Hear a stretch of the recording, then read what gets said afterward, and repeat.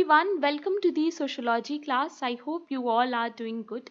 So in today's class we are going to talk about commodity fetishism given by Karl Marx, a very important topic not only for NET exam but also GATE, CUET PG, UPSC exam, any exam that has sociology, you have to understand this concept. Okay, now हम लोग इस series में classical thinkers कर रहे हैं आजकल. You all know Emile Durkheim के कुछ कॉन्सेप्ट्स मैं ऑलरेडी पढ़ा चुकी हूँ. You guys have to watch it अगर आपने नहीं देखे हैं, क्योंकि वहां से डायरेक्टली क्वेश्चंस आते हैं. These are the most important topics. Okay, now if you are watching me for the first time, I teach sociology on this platform and this is the Telegram channel जो आपको जरूर से join करना है if you are preparing any exam, be it NET, GATE, CUET PG और any exam. Okay, now those of you who are preparing for CUET PG 2025, there is a course that you can join. अगर आप लोगों को structured way में classes चाहिए, एक ही जगह पे consolidated material चाहिए, questions चाहिए, तो आप लोग ये course join कर सकते हो. These are the things that comes with the course.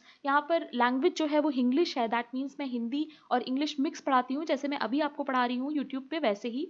Content और नोट्स आपको मिल जाएंगे पूरी तरह से इंग्लिश में. तो जो हिंदी मीडियम के स्टूडेंट्स हैं, आई वुड सजेस्ट आप लोग कोर्स मत ज्वाइन करिएगा, क्योंकि नोट्स आपको इंग्लिश में ही मिलेंगे. राइट, डेली MCQ है, वीकली टेस्ट होता है, मंथली टेस्ट होता है, इसके साथ 10 फुल लेंथ टेस्ट भी आपको मिलेंगे. ना अपार्ट फ्रॉम दैट, जैसे ही सिलेबस कंप्लीट होगा मैं और एक्स्ट्रा क्वेश्चंस और एक्स्ट्रा टेस्ट वगैरह इसमें करवाऊंगी. Okay, please note guys, refund नहीं हो पाएगा, ऑप्शन नहीं है ऐप में. एंड 10% डिस्काउंट है, तो जिनको भी ज्वाइन करना है आप लोग कर सकते हो. Now there is no such thing that it is compulsory to join the course. Okay, if you can afford then only you join, otherwise self study से भी आप qualify कर सकते हो. Okay, so don't worry, ऐसा कुछ भी नहीं है कि आप अगर कोर्स ज्वाइन नहीं करोगे तो आपका CUET PG क्लियर नहीं होगा. ठीक है, so only join if you can afford, if you need some kind of help, if you are not able to study yourself, then only you can join. Okay, now look at this picture. आज का जो explanation है वो मैंने बहुत interesting way में रखा है and I want you guys to let me know that if you liked it और नॉट. ओके, देखो, कमोडिटी फेटिशिज्म को समझने के लिए look at this picture very carefully. इस पिक्चर को थोड़ा सा एज अ सोशियोलॉजिस्ट एनालाइज करने की कोशिश करो.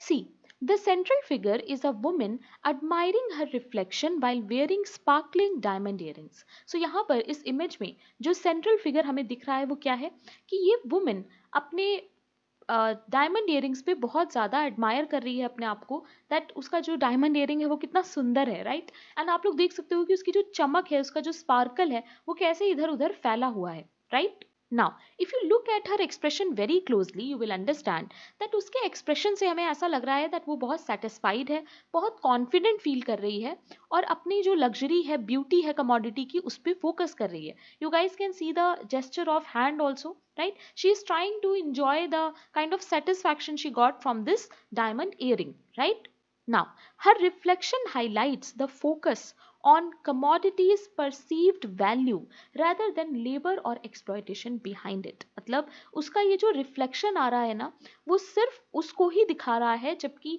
पीछे जो इतने सारे लेबर वगैरह हैं वो एकदम निग्लेक्ट हो गए हैं, एकदम हिडन हो गए हैं. Now look at this labour part.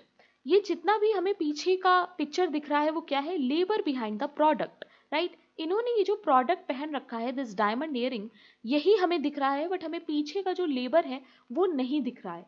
वो क्या हो गया है? हिडन हो गया है. राइट, क्या क्या है देखो यहाँ पर. सबसे पहला जो फिगर है वो है कि a man carefully inspecting a gem stone. ठीक है, ये एक स्किल्ड लेबर है जो जेम स्टोन को इंस्पेक्ट कर रहा है. राइट, एक मास्ड वर्कर है जो अनहेल्दी कंडीशन में काम कर रहा है. थर्ड पे हमें दिख रहा है एक ऐसा फिगर जहां पर एक माइनर है जो रॉ मटेरियल से चीजों को कलेक्ट करता होगा सो दैट आगे जाके वो डायमंड इयरिंग जो है वो बन सके. राइट, सो एक कमोडिटी को बनने के लिए इतना सारा लेबर लगता है, बट हमारा जो फोकस होता है वो किस पे होता है? सिर्फ और सिर्फ लग्जरी पे, ब्यूटी पे. इसी को सिंपल टर्म्स में हम कहते हैं कमोडिटी फेटिशिज्म. ओके, ना इस इमेज को हमेशा याद रखना so that you guys can understand कि एक्चुअल में कमोडिटी फेटिशिज्म क्या है. कमोडिटी फेटिशिज्म का मतलब है कि हमारा फोकस कमोडिटी पे इतना ज़्यादा होता है कि हम बाकी की जो उसकी बैकग्राउंड की चीज़ें हैं, कि उसको बनाने में किसी की कितनी मेहनत लगी है, राइट, जो लेबर वैल्यू है उसको हम लोग कंप्लीटली निग्लेक्ट कर देते हैं और कमोडिटी अपने आप में एक बहुत वैल्यूएबल चीज़ बन जाती है. राइट, चलो अब हम लोग इसको नोट्स के थ्रू देखेंगे तो आपको ये चीज़ ज़्यादा समझ में आएगी. Okay, Now, before understanding commodity fetishism, it is important that you understand कि what is commodity according to Karl Marx. ठीक है, देखो Karl Marx कहते हैं कि a commodity is an object or good produced through human labor. कोई भी ऐसा ऑब्जेक्ट या गुड जो ह्यूमन लेबर के थ्रू बनता है ताकि वो ह्यूमन की नीड या वांट को सेटिस्फाई कर सके. Okay, now you have to remember guys कि कमोडिटी में दो चीजें बहुत इंपॉर्टेंट होती हैं. पहला है यूज वैल्यू और दूसरा है एक्सचेंज वैल्यू. ठीक है, ये दोनों ही बातें कार्ल मार्क्स ने बोली हैं, so you guys have to remember this. Okay, देखो यूज वैल्यू हमेशा क्वालिटेटिव होता है और एक्सचेंज वैल्यू मोस्टली क्वांटिटेटिव होता है. क्यों? क्योंकि देखो यूज वैल्यू में जो किसी भी कमोडिटी का यूज है वो डिफर कर सकता है person to person, right. Something that is useful for me could not be useful for you, right. So यहाँ पर हमारा थोड़ा सा पर्सनल बायस आ जाता है, ओपिनियन आ जाता है. बट एक्सचेंज वैल्यू की अगर हम बात करें तो वो कमोडिटी जो मेरे लिए 5 रुपीज़ की है आपके लिए भी वो 5 रुपीज़ की ही होगी, राइट. सो यहाँ पर क्वांटिटी पे ज़्यादा फोकस होता है, इसीलिए हम लोग एक्सचेंज वैल्यू को क्वांटिटेटिव में रखते हैं.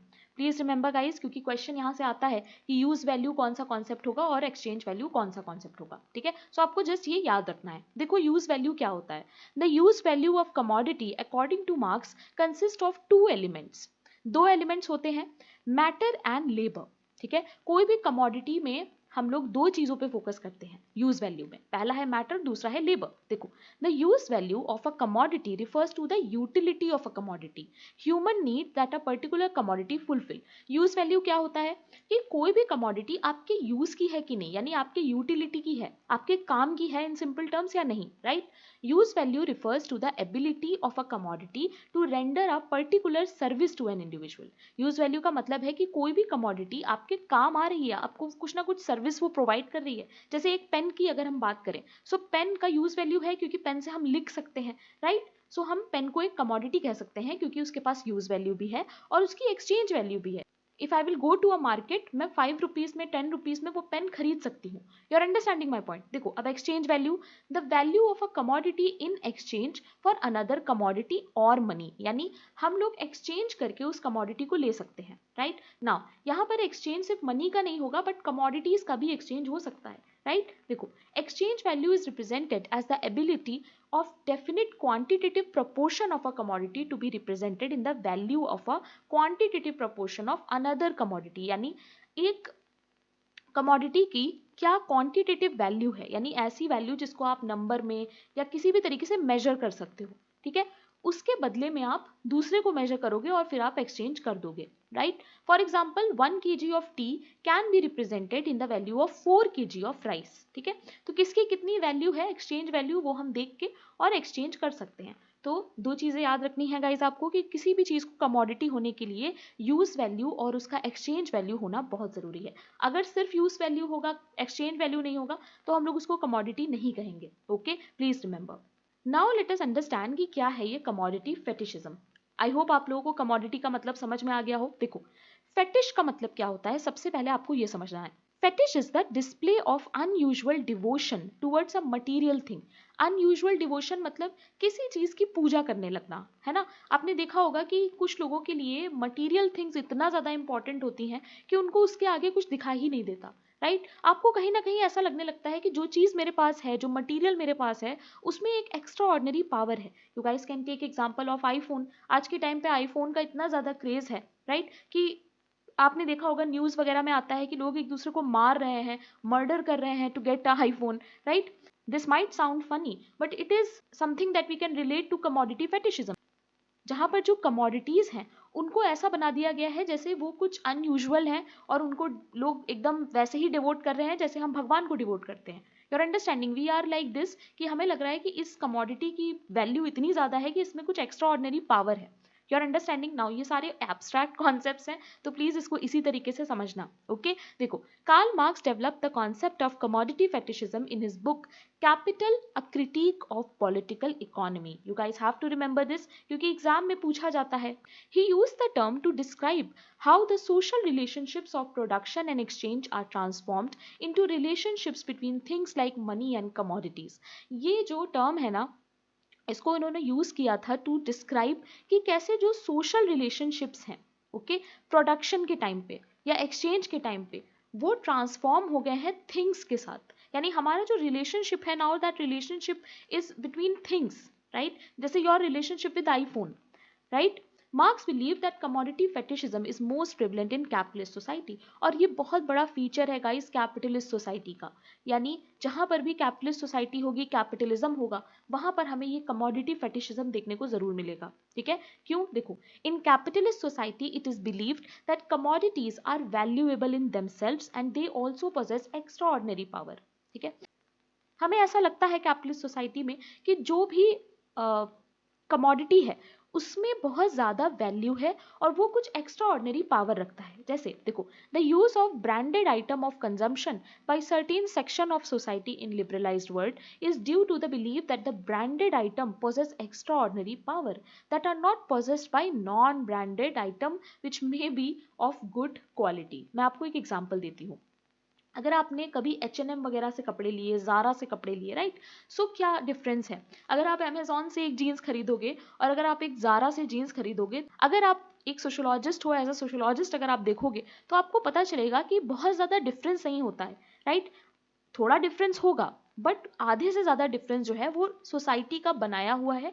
It is a social framework कि ज़ारा की जीन्स अच्छी ही होगी, H&M की जीन्स अच्छी ही होगी, you are understanding my point, और अमेजोन से जो जीन्स है वो अच्छी नहीं होगी, बट ऐसा ज़रूरी नहीं है। सो यहाँ पर ये जो एक माइंडसेट बना दिया जाता है ना हमारा कि जो ब्रांडेड कपड़े हैं वो बढ़िया हैं, तो कहीं ना कहीं हमें ऐसा लगता है कि उसकी वैल्यू ज़्यादा है जबकि होती नहीं है, तो हम लोग एक फेटिश में आ जाते हैं and that is what he called commodity fetishism, जहाँ पर हम एक्स्ट्रा ऑर्डिनरी मान के उसको एकदम डिवोट करने लगते हैं। Okay guys, I hope you guys are understanding. देखो, commodity fetishism is a Marxist concept that describes the idea that people in capitalist society perceive economic relationship as relationship between things, okay, rather than relationship between people. Marx developed an analogy to tribal society where individuals believe that certain objects have magical power. Marx held that there is no magical power. किसी भी object में कोई magical power नहीं होती है according to Karl Marx, okay. ये यहाँ पर ट्राइबल सोसाइटीज का एग्जांपल देते हैं और ये भी कहते हैं कि जैसे ट्राइबल सोसाइटीज मानती हैं कि किसी किसी ऑब्जेक्ट में सुपर नेचुरल पावर है, वैसे ही कमोडिटी फेटिशिज्म में भी होता है, राइट। सो यहाँ पर कार्ल मार्क्स देखो वही बात कह रहे हैं कि ये सब सोशल फ्रेमवर्क है, यानी सोसाइटी का बनाया हुआ है, ठीक है। मैंने आपको एग्जांपल दिया, अगर आप अमेजोन से जीन्स खरीदोगे और अगर आप H&M जाके खरीदोगे तो कहीं ना कहीं आपके माइंड में पहले से ये बना होता है एक आइडिया कि H&M की जीन्स बहुत अच्छी होती है और इसीलिए वो इतनी महंगी है। यू आर अंडरस्टैंडिंग, भले वो इतनी अच्छी ना हो, आप उसे पहनो वो अच्छी ना लगे, फिटिंग अच्छी ना हो, बट क्योंकि उसके पैसे बहुत ज़्यादा हैं, 4000 5000 की जीन्स है, so this concept is there in our mind कि वो एक बहुत अच्छी चीज़ है, okay. Now it's a way of explaining how people treat commodity as if they have value in themself, और आपने देखा होगा दैट लोग इतना ऑब्सेस्ड होते हैं, ओके। नाउ यहाँ पर एक वर्ड है जो आपको याद रखना है, ऑब्सेशन, ठीक है। कमोडिटी फेटिशिज्म में क्या होता है कि आपको कमोडिटीज के साथ ऑब्सेशन है, ओके, जो आज के टाइम पे आप बहुत ज्यादा देख सकते हो, ओके। इतना ज्यादा ऑब्सेशन होता है कि आप उसके पीछे का जो लेबर है उसको देख ही नहीं पाते हो, ओके। देखो, a diamond earring appears valuable because its price and glamour, सिर्फ और सिर्फ उसके पैसे और ग्लैमर की वजह से वो वैल्यूएबल लग रही है, बट उसके पीछे का जो काम है, जो लेबर है, उसका एक्सप्लॉयटेशन है, वो सारा क्या हो गया, हिडन, ओके। सो ये सारी चीजें हैं जो कमोडिटी फेटिशिज्म में कार्ल मार्क्स कहते हैं। देखो, ये सारा जो फोकस है इस लड़की का वो किस पे है, इस डायमंड पे, बट इस डायमंड के पीछे की स्टोरी देखो, you are understanding my point. So this is called commodity fetishism, okay. Now, I hope you guys understood the concept of commodity fetishism. I want you guys to answer this question. मैं आपको question explain कर देती हूँ, option आपको खुद से बताना है और थोड़ा सा उसका रीजन भी देना है कि क्यों वो ऑप्शन आपको लगता है कि सही है। अगर इनकरेक्ट होगा तो कमेंट में मैं खुद आपको करेक्ट करूंगी, ओके। देखो, which of the following best explains how commodity fetishism functions to perpetuate capitalism. इसमें से ऑप्शन कौन सा सही होगा जो ये कहता है कि कमोडिटी फेटिशिज्म कैसे कैपिटलिज्म को हेल्प करता है, ओके। सो यहाँ पे 4 ऑप्शंस दिए हैं। पहला ऑप्शन है जहाँ पे कह रहे हैं कि वर्कर की सॉलिडारिटी को प्रमोट करता है। दूसरा कह रहा है कि लेबर को मास्क करता है, सोशल रिलेशंस को नहीं दिखाता है जो कि कमोडिटी के पीछे हैं, फॉल्स सेंस ऑफ वैल्यू को दिखाता है, राइट। थर्ड ऑप्शन है कि by emphasising the importance of consumer choice को दिखाता है commodity fetishism. By focusing on the utility of commodity rather than their market value, सिर्फ और सिर्फ यूज वैल्यू पे फोकस करता है। So let me know in the comment section guys कि आपको क्या लगता है कौन सा आंसर जो है वो करेक्ट होगा। ओके और अगर आपको नहीं समझ में आया है, I want you to go back and watch the commodity class again. इस क्लास को दोबारा देखो अगर ये क्वेश्चन आपसे सॉल्व नहीं हो रहा है। Okay so that's it for today guys. I hope you liked today's class. Let me know in the comment section that you understood the topic or not. And if you're watching me for the first time, आप sociology student हो, don't forget to subscribe क्योंकि मैं बहुत सारा content sociology related बनाती हूँ। Okay अच्छा, समझ में आ रहा है तो ही सब्सक्राइब करना है, ऐसा कोई कंपलसरी नहीं है। Okay now this is the Telegram that you must join. Telegram आपको ज़रूर से ज्वाइन करना है क्योंकि टेलीग्राम पे ही आपको सारा इन्फॉर्मेशन मिलता है, क्लासेस का, एक्स्ट्रा कोर्सेज का, everything. Okay and this is my personal Telegram. कोई भी प्रॉब्लम हो, डाउट हो, आप लोग मुझसे हमेशा बात कर सकते हो। Okay you guys can ask me any genuine doubt that you have related to your academic life. Okay now with all the support of the learners, now there is a app also, तो आप लोग app भी download कर सकते हो। This app is available everywhere, सभी जगह पे है। आप इसकी वेबसाइट पे भी जा सकते हो, इसको आईफोन, आईपैड सब पे डाउनलोड कर सकते हो और गूगल प्ले पे तो बहुत ईजिली आपको मिल ही जाएगी। ठीक है चलो, thank you very much guys, keep learning.